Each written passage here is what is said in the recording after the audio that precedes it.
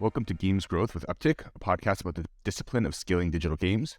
We speak with industry experts and investigate trends to highlight strategies, technology, and tactical methodologies that you can use to profitably grow your games to massive global audiences. If you're interested in learning more, visit us at upptic.com. My name is Xander Agosta, Director of Marketing here at Upptic, and joining me today are my co-host, Warren Woodward, co-founder of Upptic. And our guest, Andy Carvell, co-founder and partner at Phiture Mobile Growth Consultancy. Awesome. Thanks for joining us, Andy. I believe we had one Phiture folk on a while ago, on one of the early episodes, so it's been a little while, but it's good to have the Phiture team back. Yes, also one of our few first to be repeat guests. And I think Andy and I have been a part of a lot of the same industry groups for a while, but this is our first chance to actually talk face to face. So super excited to have them on as one of the teams in the space we have a lot of respect for. Thanks. Kind words there, Ward. Awesome. So we'll just jump right in. To start, Andy, I'll do a little table setting for the audience. We're going to talk about tech stack for mobile marketing. Obviously, at Upptic, we focus about games, but I think Andy maybe have a little bit of more diverse opinion set. And so we're focused specifically on what's the modern technology stack. The Phiture has a very specific framework that they've developed over time, which we're going to explore with them. We're going to counterbalance that with the Upptic perspective, which if you're a longtime listener, you've probably heard a lot of, but we're going to sort of highlight it. And then we're going to do a deep dive on sort of what are the core different technologies that are needed for modern growth marketing and give us some opinions and highlights there.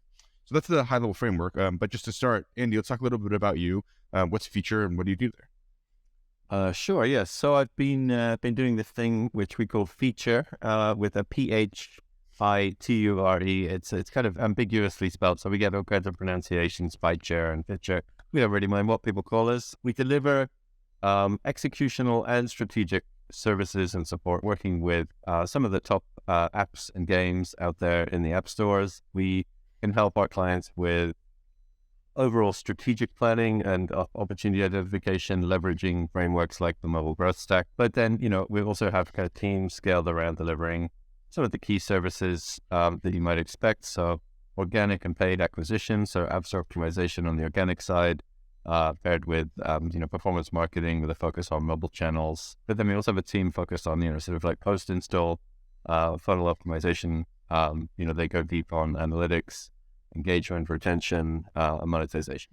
Strong focus on mobile. That's been my background for 25 years, something like that, and still absolutely fascinated and excited by the by the sort of revolutionary technology that mobile is. It still continues to evolve in a really interesting way. You mentioned in passing the mobile growth stack playbook and your ASO playbook. These are I think you guys have been putting these out every year for a while now. We've collaborated with you guys on a couple of these, but do you want to expand a little bit more on the history of those, the value that you're trying to give to marketers with this?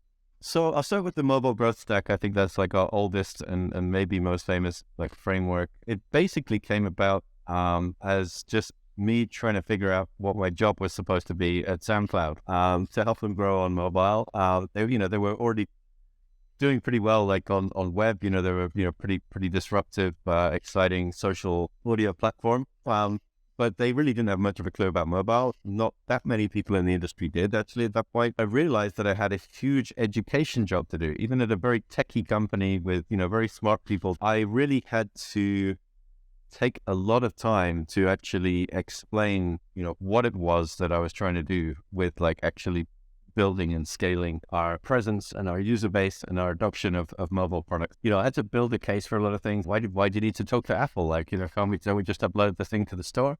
I'm like, well, this is how we're going to get featured. It's like we have to build reputation, build a direct relationship with some of the key folks. Everything was a big debate. And, frankly, I got pretty frustrated with having to constantly justify every little initiative that I was trying to do. So I'm like, right, fuck it. I'm just going to put it all on one slide. I'm going to I was going to draw a picture and everyone can understand it. I'll show this to the CEO and to my managers and then hopefully everyone will literally, very literally and figuratively get on the same page. Right. And so that's what I did. And that was essentially the predecessor to what became the mobile growth stack. That basically just kind of had different blocks for acquisition, engagement, retention, monetization, underpinned by, I think the original one just had world-class analytics underneath. to kind of indicate that, that this should be a data-driven exercise. That really was a turning point in my job satisfaction and also my job productivity at SoundCloud, because it did really help to kind of get everyone understanding, oh, okay, right, so this is like these are the levers for growth on mobile. I started to actually like show this, evolve that a little bit, and then show it at conferences and things like this. I realized that slide was then always super popular with the audiences, and they'll be wrapping it on their phones. So I put it out as a blog post. That blog post went viral and got picked up by a lot of folks that I had a lot of respect for, a lot of really cool companies in Silicon Valley and SF and stuff, or the Bay Area, were retweeting this. It got retweeted by Andrew Chen and a bunch of folks. So I was like, these were like my heroes, in the growth space. And then I was like, okay, right now I think like we're really onto something here. So continued to develop that. And that's kind of how we started Phiture, because at some point I started to get, a lot of inquiries from companies that have mobile apps that wanted help applying that framework in their business. And so the consultancy business kind of started itself, really. It became a no-brainer. Definitely can empathize with that. In our own work at Upptic, I think kind of first thing a game team brings us on to help them with growth. And sometimes they'll be really hungry, especially if they're like a young team. It's their first title. It's like, okay, cool. Like, let's start scaling. What's playbook this month? And it's kind of like, well, let's hold up here. Let's talk about your stack for a minute. Some of these things we're going to go into, but basic things of like, how are you doing attribution today? How are you measuring performance? How are you doing your reporting? How are you adjusting your ad revenue? What's your ad revenue stack look like? There's all these moving pieces of it. And a lot of us, the mobile industry is a lot more mature now than I think probably when you first had to make these slides, but these themes still come up. And we see there's kind of new versions of this as, Web3 gaming comes to prominence a bit. PC marketing is starting to learn about performance. And it's definitely like, I always say up front, like, hey guys, this first month or two is going to be the most boring part.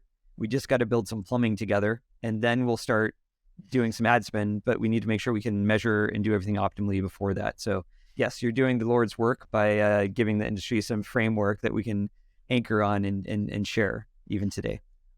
I really like that approach, Warren. Actually, I might steal that as well. Actually, sort of these first couple of months are going to be the most boring ones. We're just going to get some plumbing done, because we have it's actually the same kind of conversations with our customers when we get going. I can completely sympathize.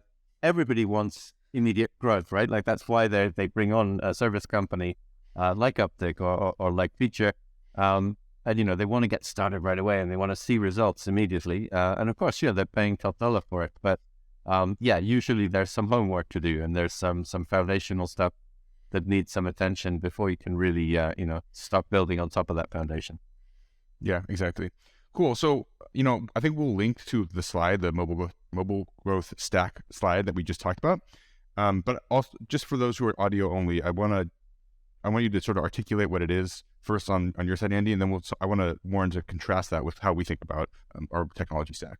Do you want to just sort of like in the reasonably high level talk about what are the sort of the core key components of what that slide actually looks like? There's like a kind of a core area of the stack, as we call it, with like three main layers: acquisition, engagement and retention, and monetization. These are representing the three kind of like more or less universal business goals of more or less any digital business, not even necessarily specifically mobile, although there are some mobile specific elements within these. So acquisition, bringing new users into the product, right? And ideally high quality users. Engagement and retention, sort of making them, giving them something, providing value on an ongoing basis that locally keeps a bunch of them sticking around and hopefully increasing that retention over time, keep more of them sticking around, make the product more sticky. And then monetization, extracting some monetary value from some of them, whether that's through ad revenue or a subscription model, which is very popular with apps at the moment, or in-app purchases, or, so some combination. Yeah, so we have these like kind of three kind of core business goals, these three main layers of the stack. And underneath these, there's like essentially a bunch of different elements, which are activities, things that you can do that might, impact these particular kind of like key goals of acquisition, engagement, retention, or monetization. Now, some of these activities cross multiple of those layers. So things like, building a brand, right? Brand goes across acquisition, engagement, retention, and monetization. It's like a multiplier across everything. Other things are very specific to one particular area of this, like App Store optimization, for example. That's in the acquisition layer. Underneath all of that, there's an insights and analytics layer, which, as I said, in the original mobile growth stack, or the kind of the pre-mobile growth stack, was literally just the words world-class analytics. Now I've broken it out now into quite a few more additional kind of, activities that you can do in order to like better measure and understand what's going on. Basically kind of trying to guide somebody who is maybe new to the topic or maybe even quite seasoned to the topic, help them understand, what is the kind of complete option set of activities that they could be engaging in to drive growth. The common misconception with the mobile growth stack is that, I see this big list of stuff, I've got to do all of these things, right? And people treat it like a laundry list. That's not the idea, right? It's supposed to be a strategic planning tool. And strategy is all about trade-offs. It's all about assessing kind of, where you are today, what are your strengths and weaknesses, what are you trying to achieve? And then kind of assessing, okay, what will be like the right kind of tactical steps to get there? What would be like the right general approach?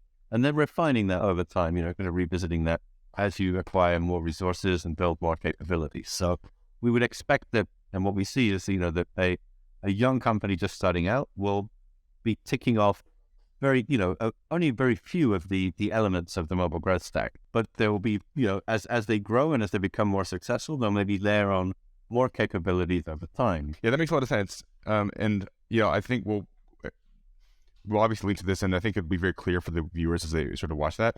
You have a very holistic approach, which starts at the top of the funnel, goes all the way through.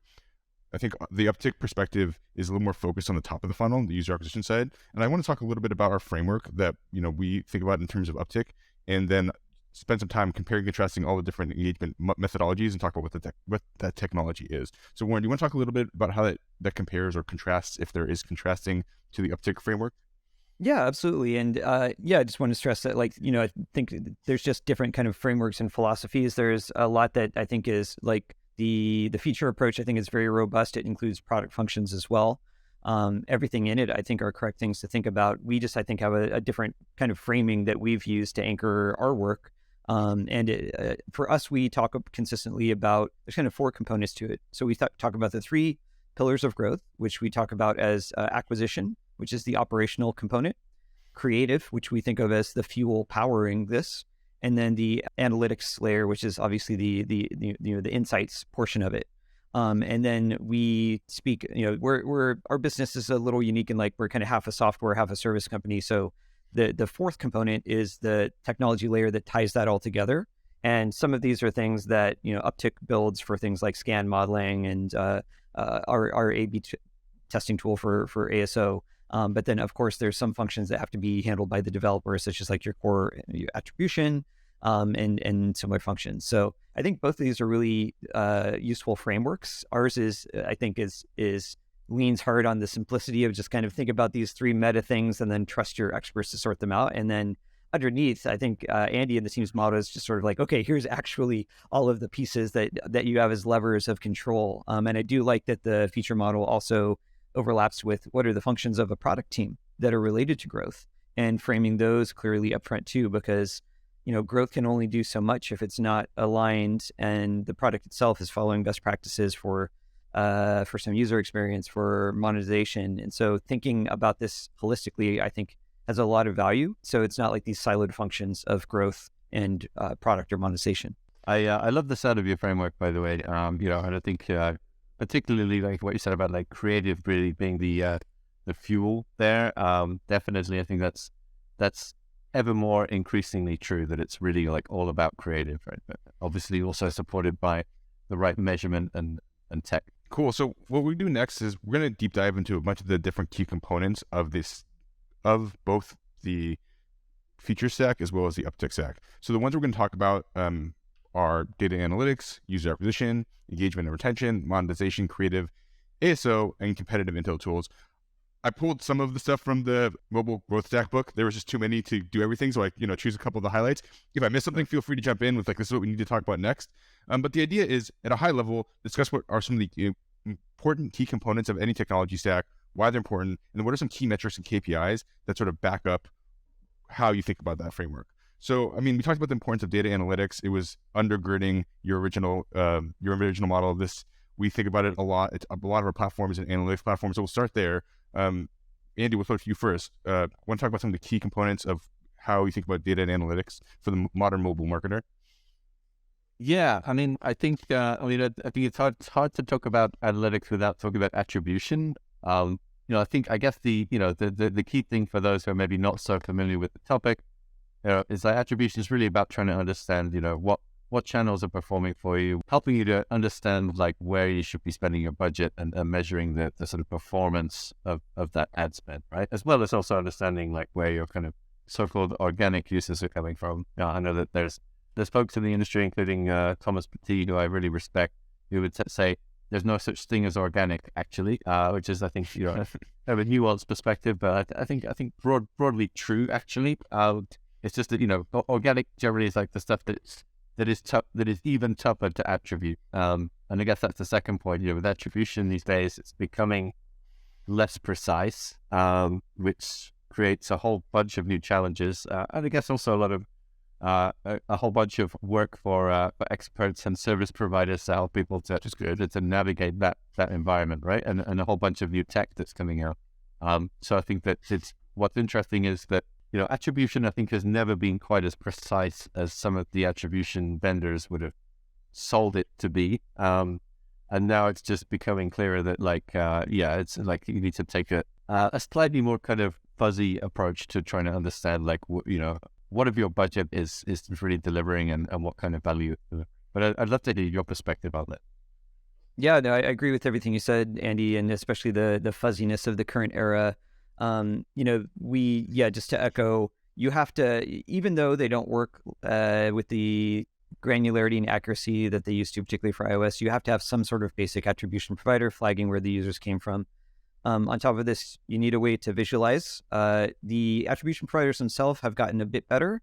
They're still, I'd say, not their core function as a reporting platform. So we see most mature teams have some sort of additional visualization and insights layer on top of that data. And then I think the third piece that's become increasingly more important that you alluded to, Andy, is like you can no longer, arguably you never could, but especially now, you can no longer just say, here's what the MMP told me, therefore this is our result. I think it's almost a requirement now, especially for iOS, that you have some sort of data modeling layer that is underpinning. So like you have your kind of core source of truth data from the MMP, and you have your visualization layer. But then there's stuff that the MMP is not doing that you have to use to estimate user behavior now in a way you didn't have to before. And there's different ways to do this. Upptic has one methodology and tooling, but you can also use like iOS's native scan tooling for this. You can do media mix modeling. There's different approaches. But one way or another, like you have to still say, okay, well, what was my likely business outcome, knowing that I have imperfect data? So that's, I'd say, the additional nuance I'd add to kind of the current state of the analytics marketing stacks. Any thoughts on that? Yeah, we actually added a bunch of these kind of these like the modeling layer that you're talking about in the latest version of the mobile growth stack, which I think we rolled out at the end of last year. We included things like media mix modeling, also things like propensity scoring and other things that we see kind of also down funnel becoming more sort of more relevant and more important when it comes to analytics. But yeah, I would totally agree that the attribution stack becomes more complicated these days, or at least like that we see more components to it. So the traditional MMP players and some of the new MMP players like Airbridge, they've got some pretty nice multi-touch attribution and media mix modeling features kind of like out of the gate in their in their product. And I see also, I think it's AppsFlyer, maybe it's Adjust. One of them's going to kill me for getting it wrong. It's the other one, but they're also rolling out mixed media modeling type kind of modules on top of their stack as well. Yeah, agreed. So I guess this next piece, though, we'll jump to just to talk about. It's tightly related, which is what are the key components of the marketing stack as it relates to user acquisition? Obviously, data and we think about that kind of in the context of operations as opposed to just analytics, because analytics is obviously key to user acquisition. So do you want to talk about that first, Andy? About sort of what are the components of this that I think you termed a little bit different. Termed as you talk about it as call it acquisition as well. So what are the key components of the technology stack in terms of user acquisition? So we already talked about attribution. I think that, very, very fundamentally, you also need to understand what's going on in the app stores and what your organic acquisition is looking like.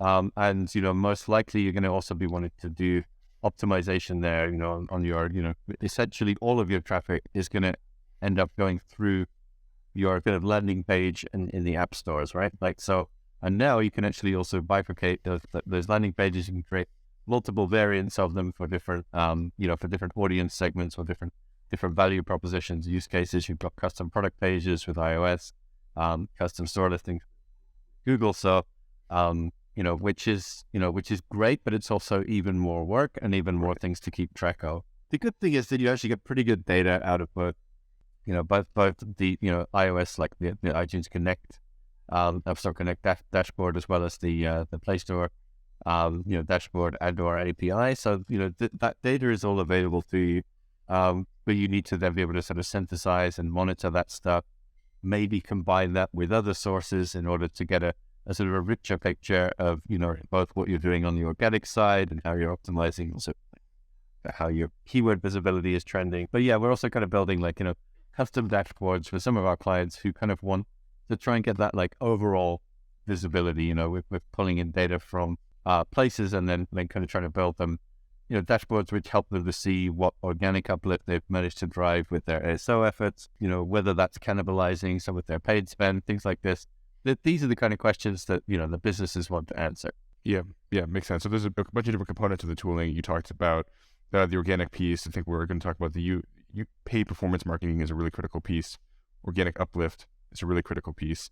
I think the key to this though that you described is the need to operationalize, right? And that's sort of the thing. I think that most of what we have all these disparate tooling, but the key to actually driving growth here is having the people that complement with the tooling to really drive the outcomes that we're trying to get to. Warren, I know you have a few thoughts about user acquisition. Do you want to speak to that? Yeah, so going on to user acquisition, I think a few thoughts on my end.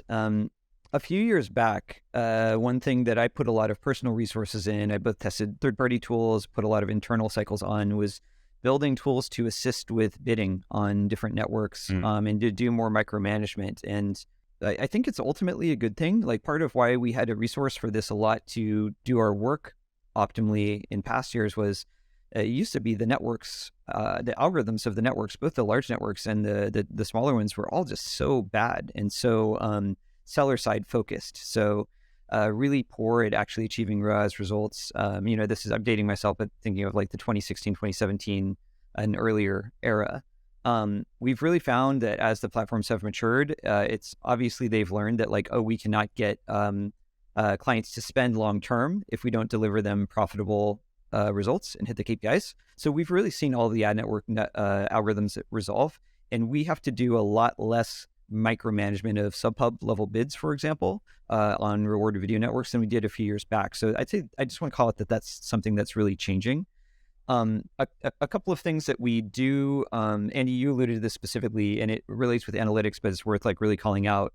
You do need, for the user acquisition managers, a way to look at everything apples to apples, because different pockets of traffic are now measured in different ways. So that's definitely a key part of the tech that Upptic builds now, is that visualization component to normalize for privacy focused channels on iOS, to normalize for the fact that there can be uplift in some games that doesn't exist for other games, and to detect that.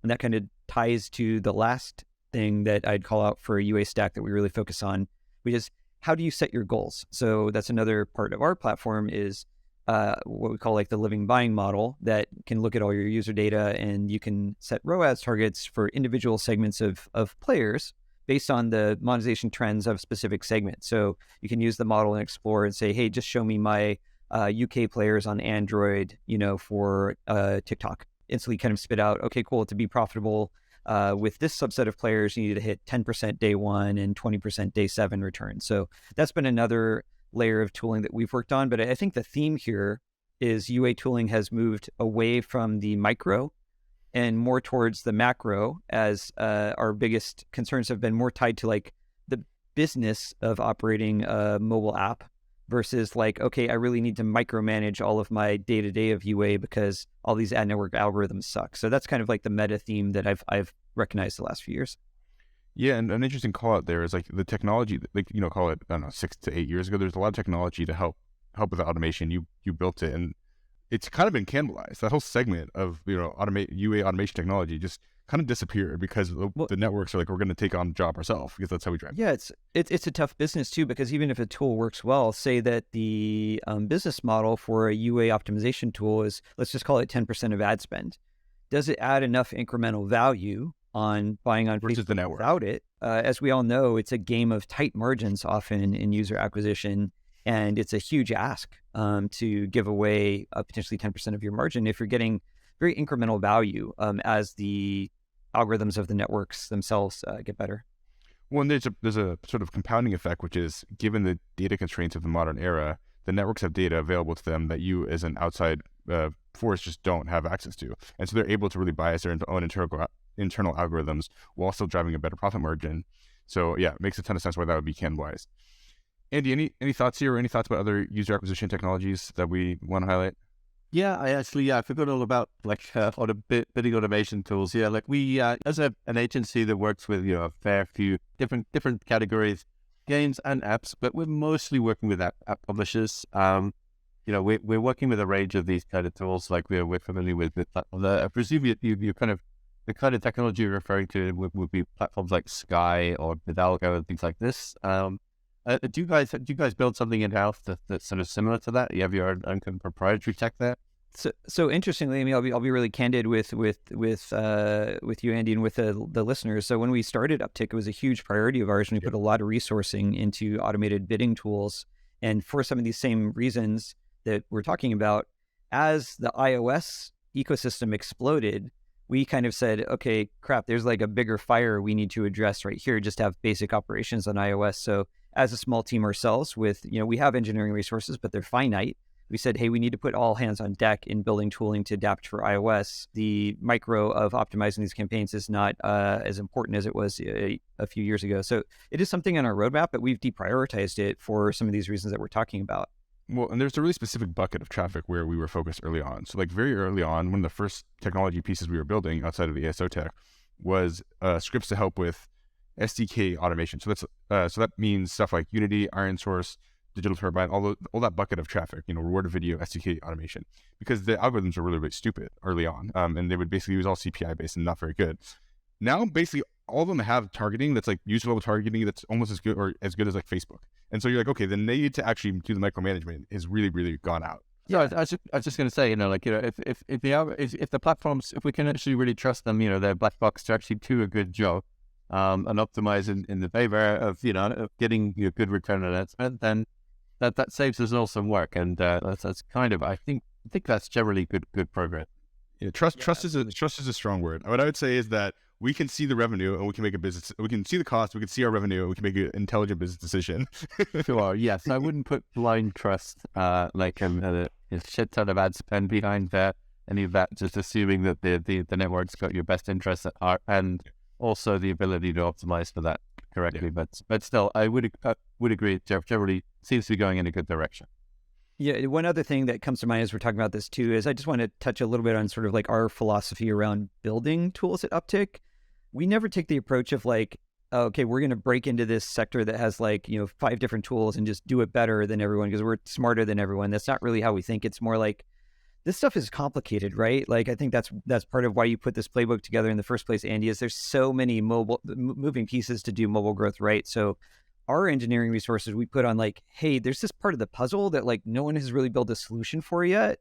So we should focus here. And when it comes to another reason we stepped away from kind of that micromanagement bidding is, there's plenty of companies we're friends with in the space. You mentioned Hidalgo, now Luna. Another one is Bubble Eye, where they're just micro-focused on building these bidding and campaign optimization tools. So it's like, cool, you guys are all in on that.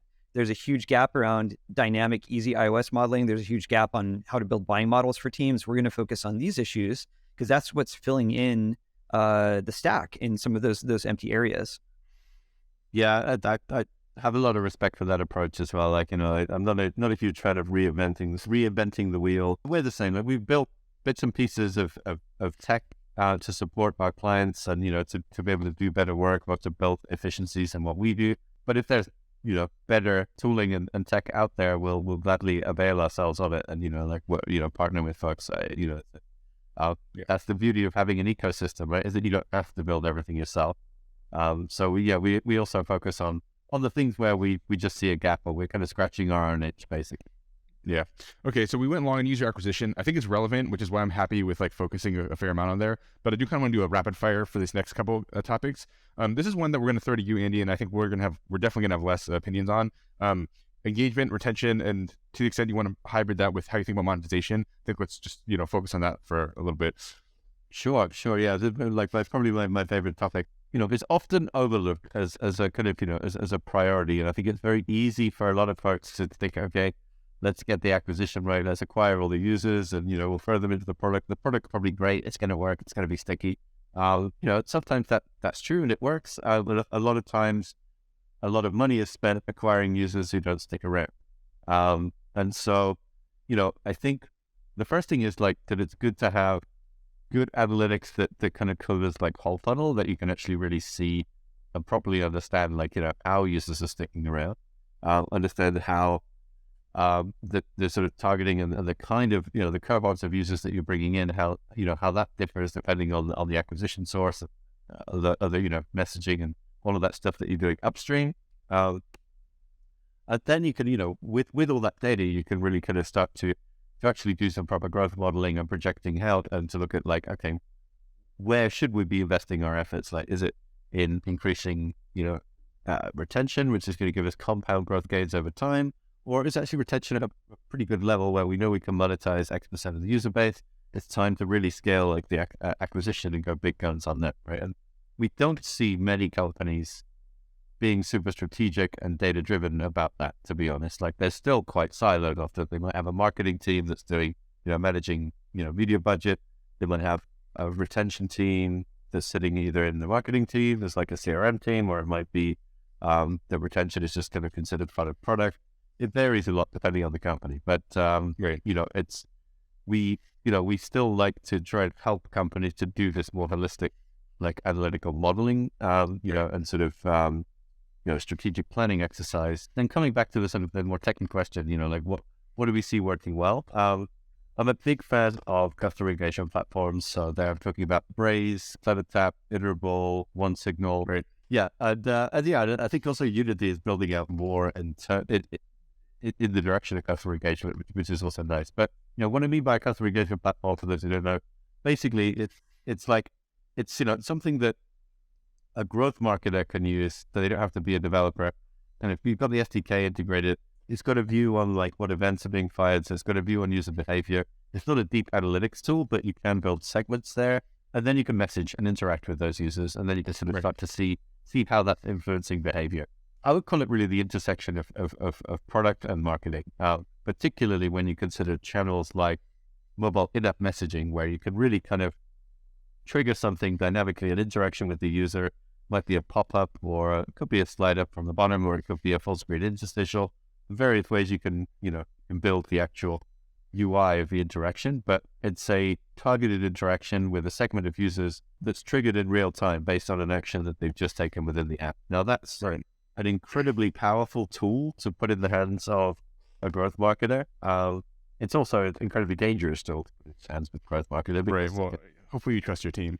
Yeah, I mean, that's an interesting point. It basically, I don't know, I came from a non-mobile background. It's basically CRM. I mean, it's literally CRM in some regards, right? And yeah, it's about CRM. Yeah, these terms, there's so much buzzwords and terminology in the industry. But customer engagement, I think, is what they like to call themselves these days. But yeah, we're talking about CRM.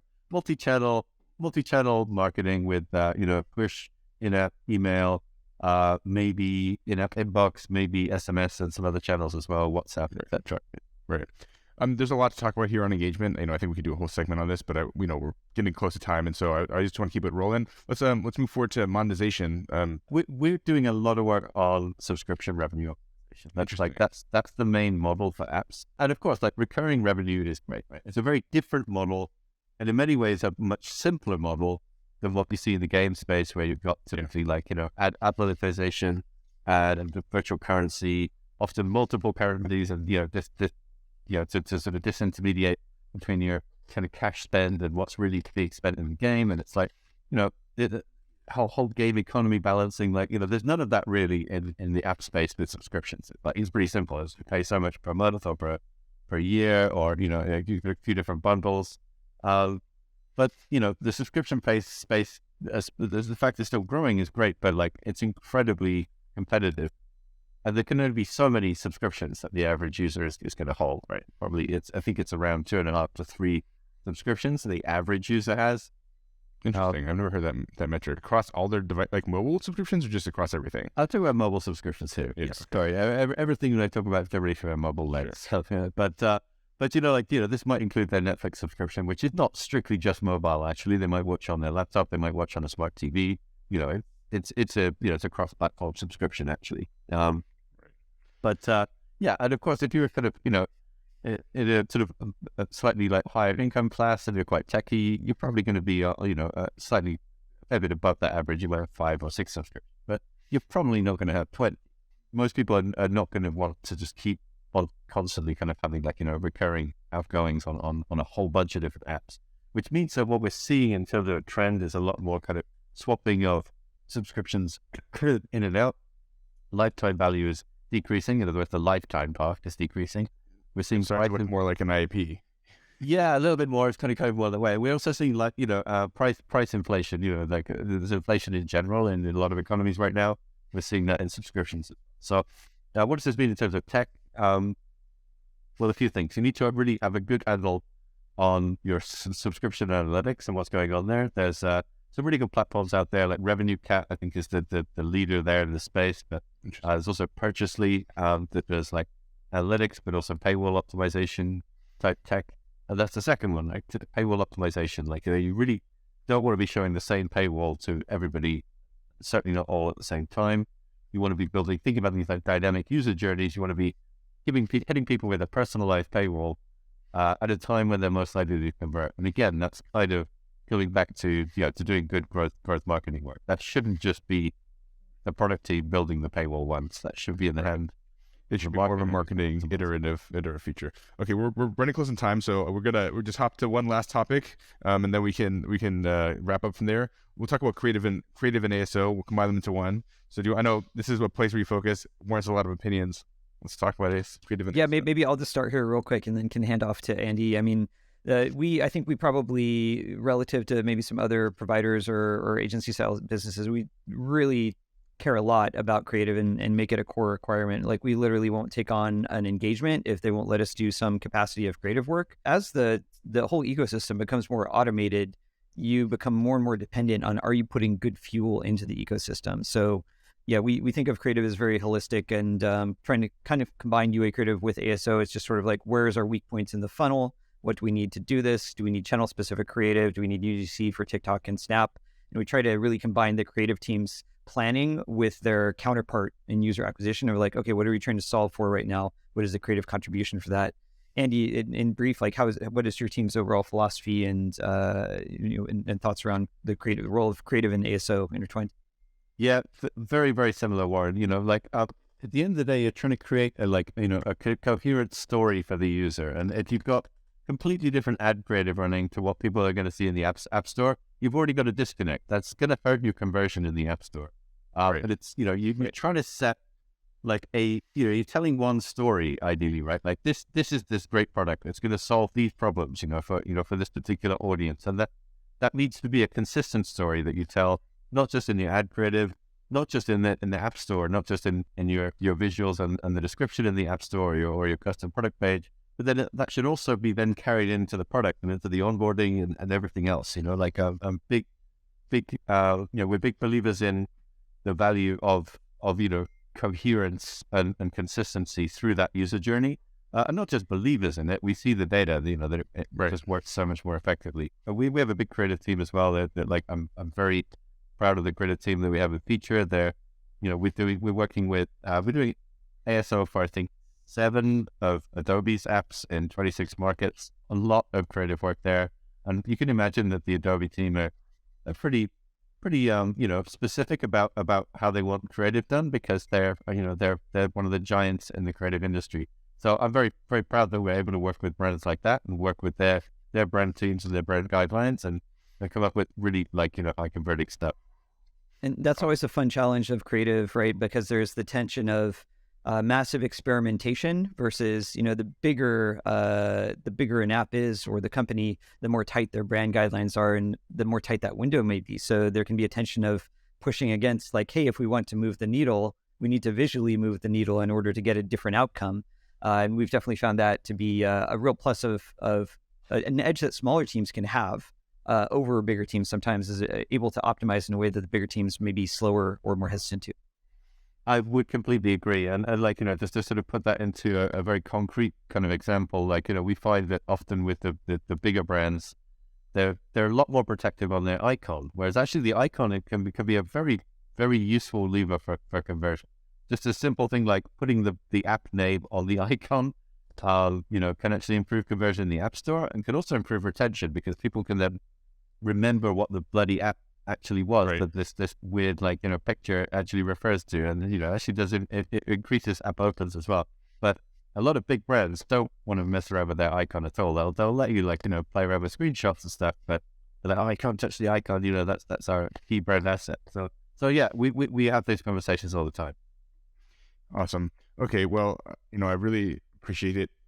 Appreciate your thoughts here. I think we could do another 15 minutes on ASO, but we're running. That was a meaty episode. We covered like 5 podcast topics in one episode. Might have been ambitious with the planning. Yeah, we're gonna cover all of mobile growth and all of the tools in one episode. No big deal. Yeah. We can always do a part 2 sometime. Yeah, definitely. We'd love to. Cool. I mean, so to wrap it up,